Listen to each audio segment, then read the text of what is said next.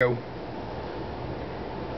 This is a true story I made up titled Hell Couldn't Handle Me. Woe is me. Woe is me. Woe is me. Woe is me. Woe is me. Woe is me. Woe is me. She is gone. She left me alone in this cold, cruel, miserable world. She is no more. No more kisses stolen one hot summer afternoon as a gentle breeze toyed with her hair. No more laughs tumbling out of our mouths as if we were two school children running home from our classes. No more silken caresses by soft hands as the embers of the fire drift to sleep.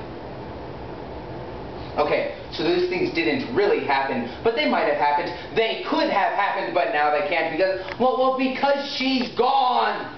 I don't know what I'm going to do. I'd done it all. It began simple enough. As she walked out, I called after her, begging, pleading, crying out, "My love, my angel, my perfection, please stay, wait, don't go, we can work it out." But still she left. So I behaved as you might expect. Sobbing, sniveling, weeping, wailing, bawling, blubbering my sorrows to my dog, my companion through these times of turmoil. And Fido fell asleep. He closed his eyes on my woes, on my worries, until I brought him a puppy treat, and then he stood up, and that's when I realized simply crying out my woes and worries would do no good. The world would fall asleep. But if I did something, if I did some action, if I brought her some puppy treat, she would respond. I must do something. I must buy her something. Cards, cashmere, chocolate. I took these to her, my body prostrate on the ground, holding up these gifts, offerings, sacrifices to her glory. And she did not want them. She would not even look at them. So I realized I must prove my love not with gifts, but I must do something. I must climb to the top of Mount Everest and plant a flag in its peak with her name on it. Compose a poem panegyrizing her perfections. A poem that will be remembered for centuries to come.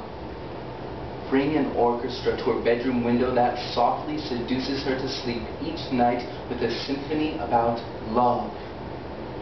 And I did these things, and more. Tamed lions, wild lions, and I brought them to her doorstep. Flew to the sky, collecting clouds for her pillows. I covered her in a blanket made of rose petals, woven together using the silk from a spider's tail. And she called the cops on me. So I ran, I hid to the hills, to the mountains, searching for peace. And there I learned to meditate. And I was a good meditator. Out quieting, out humbling, out every monk there. And I meditated for 7 years. In just 3 days' time. And it was through this meditation, through this searching for inner peace, through this searching for contentment with the state of the world as it is, that I was shown the answer. I must buy her bigger things. I sold my house, my car, my dog. I sold my grandmother and used this money to buy a boat, a plane, a county, a country, a kingdom, a planet. She returned these with the gift receipts.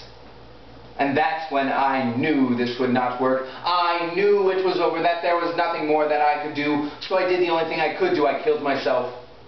I climbed to the top of a building, or a mountain, or a telephone pole. It doesn't really matter because I threw myself off that peak, falling straight into the infinite abyss below, falling right out of reality, shredding any semblance of existence, ripping right through the fabric of time, straight into the furnace of hell, where I was caught in the devil's flames. My soul becoming charred as it is ripped from my still feeling flesh. The tortures were fantastic. The pain unbearable, but I bore it for the pain in my heart was worse, and I did not feel the lashes slashed into my back with a burning whip.